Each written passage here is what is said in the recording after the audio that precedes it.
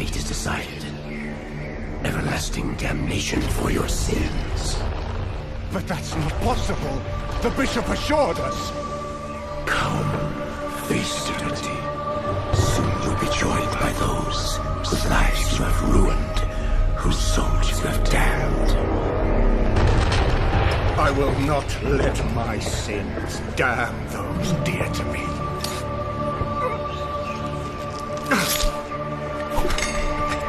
I will redeem myself. Mortal, you are mine.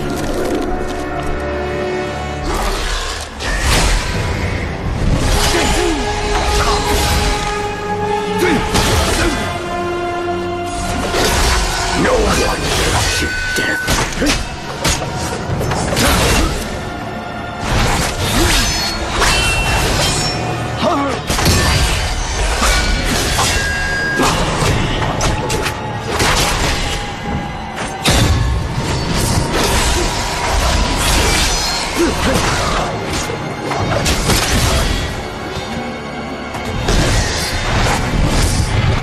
Your soul is mine.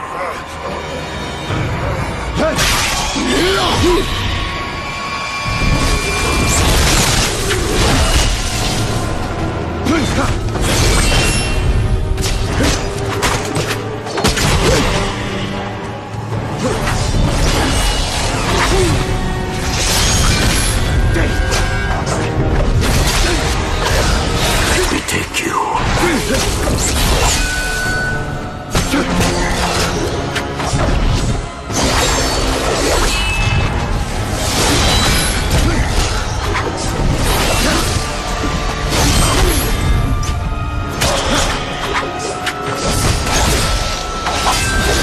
Dare you resist me, mortal?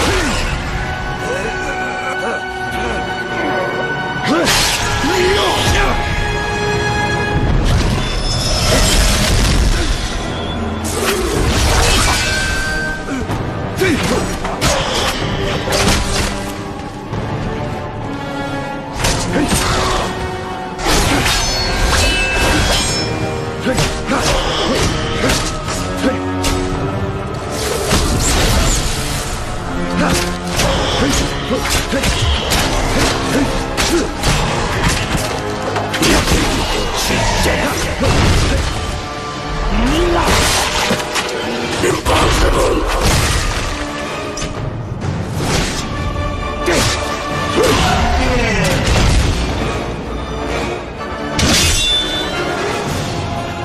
Stop!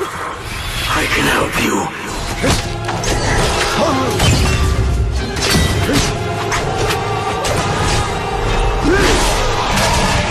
No! No! Please! Help me.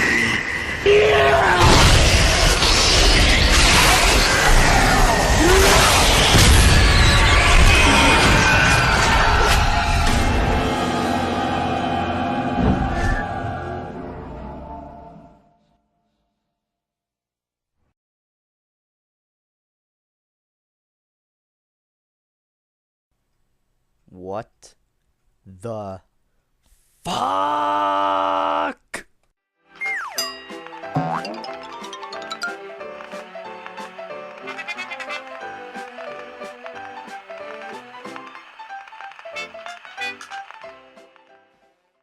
Good afternoon, everyone, and welcome to the OniOfTaint channel. Welcome to Tea Time with OniOfTaint. A little late, and I do have my cup of tea.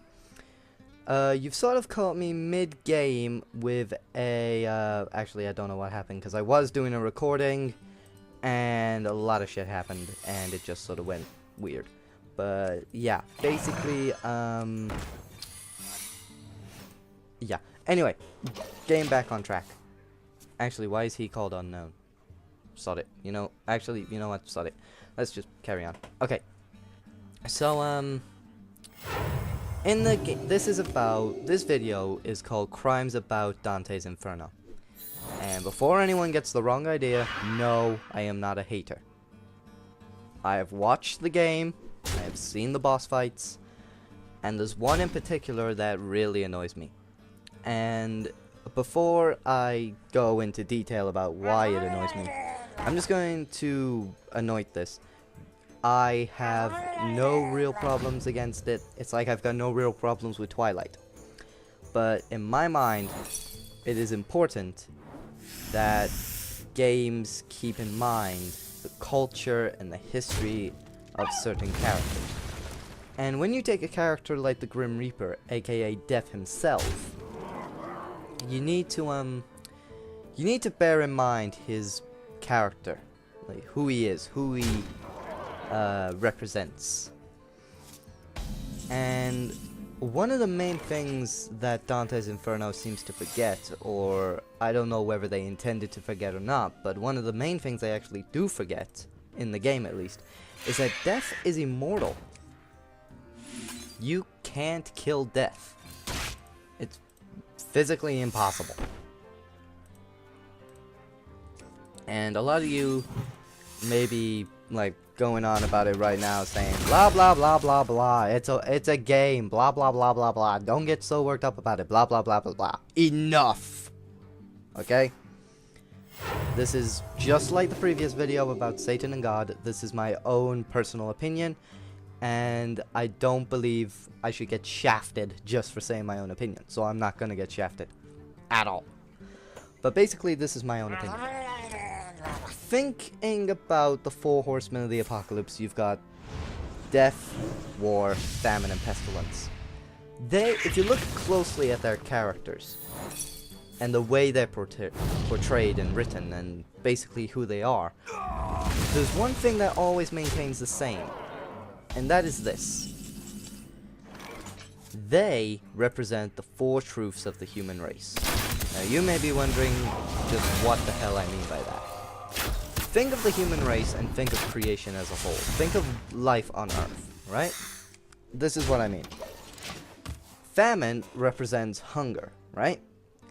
And in the world today, there are third world countries who suffer from droughts and improper farmland, and you get the idea.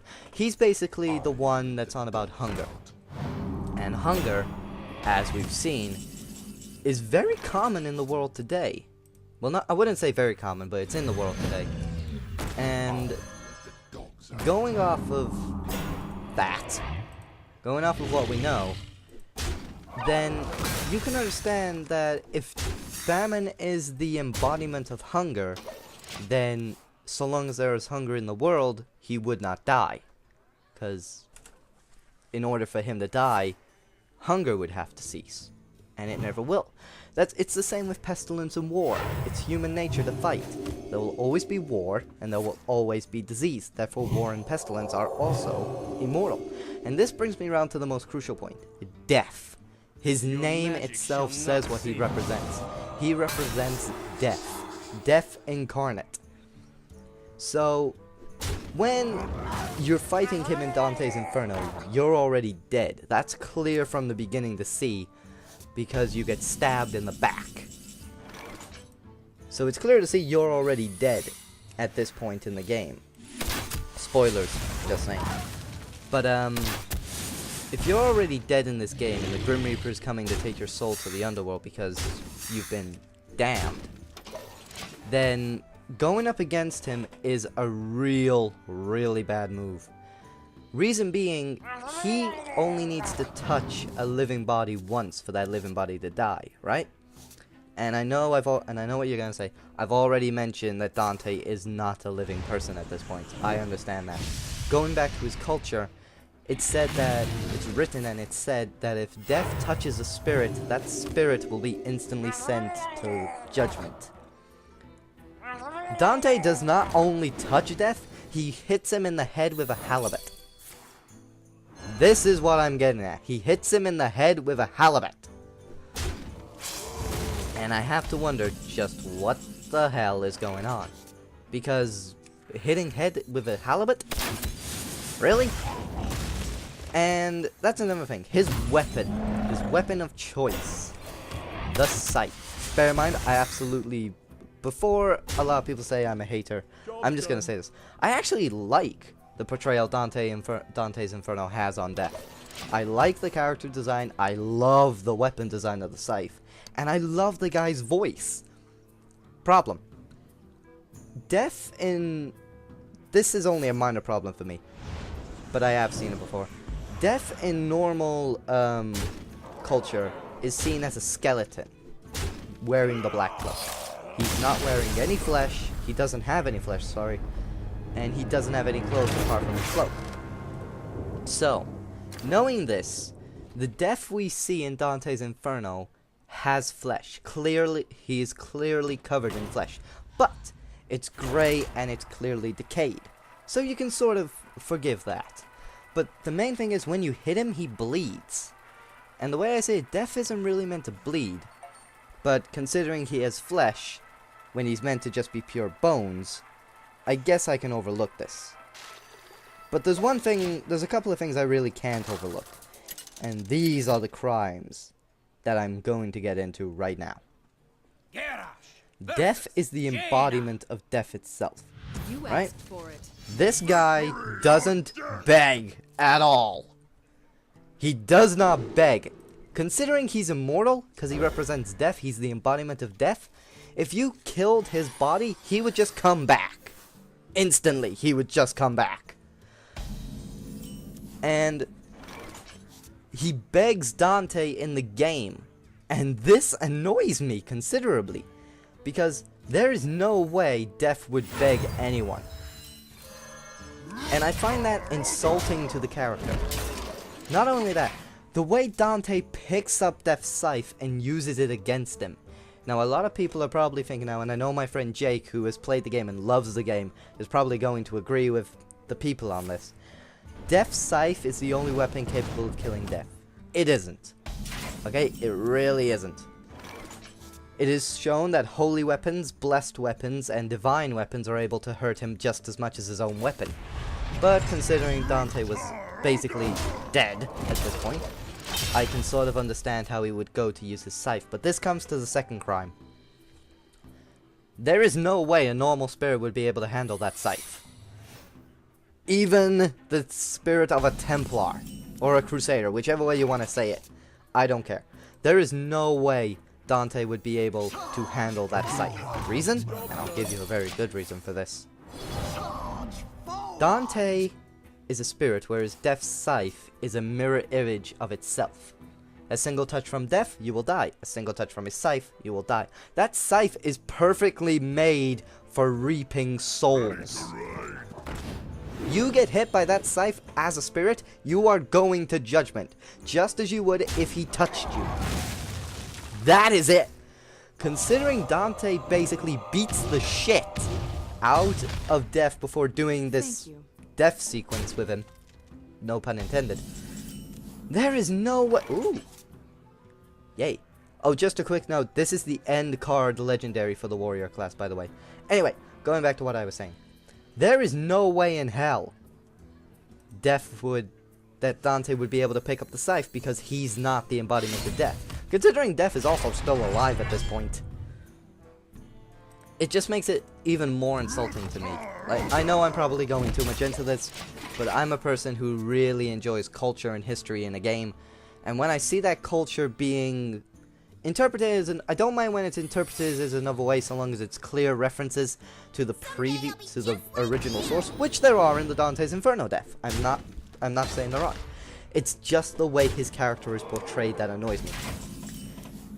And bearing in mind, if Dante was successful in killing Death, right? Say he was successful in killing Death's body. And then he was able to bring Death...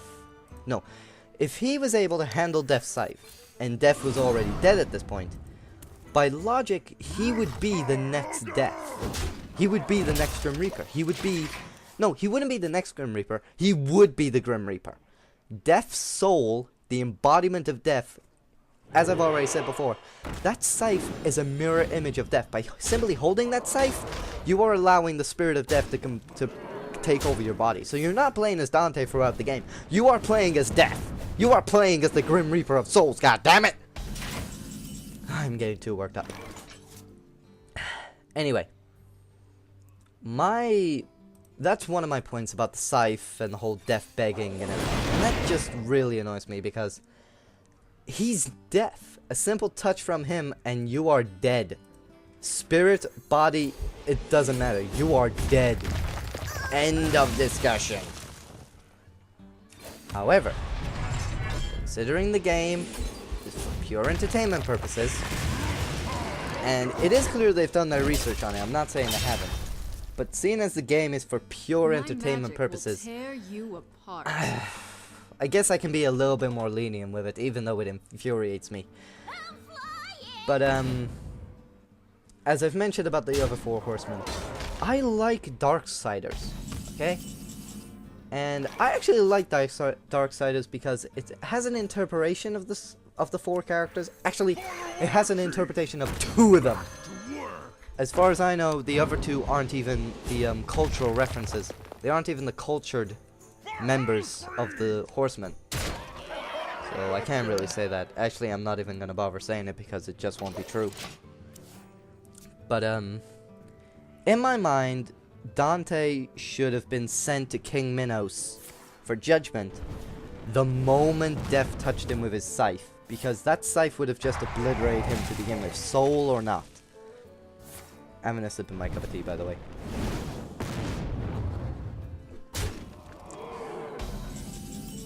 So yeah, I'm not saying there's no way Dante could have accomplished his goal. On the contrary, there's a great chance Dante could have continued his goal. The problem I have is the very fact he would be doing it, he would not be fighting Death, he would not have beaten Death. A simple hit from his scythe would have sent a simple hit from his scythe would have sent Dante straight to judgment, straight to King Minos. Or Minos, I'm not too sure how it's pronounced. So, you can see how this would annoy me, you can see how this infuriates me. But I'm not one to drag out, and like I said, these reference episodes, these Tea Time with OniOfTaint episodes, I only want them to be between 10 minutes to about 15 minutes, just so I can get a good chunk in. And I've pretty much made all the points I can get without making this a longer episode or going into another episode, which I really don't want to do. But closing statement. When thinking about a game, like if you're creating a game, writing a story, creating a film, this is my own opinion, right? And I know there are people out there that are like me.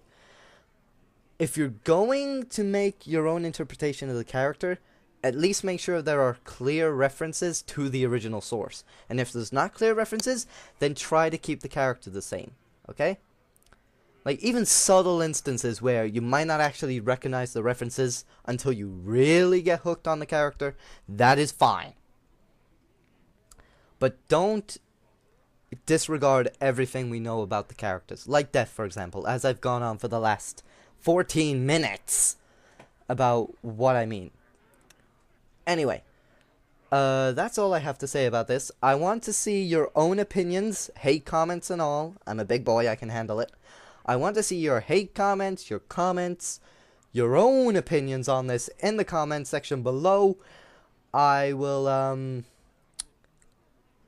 oh god, I'll put a link to the guy who I borrowed the video from for the first part of this episode.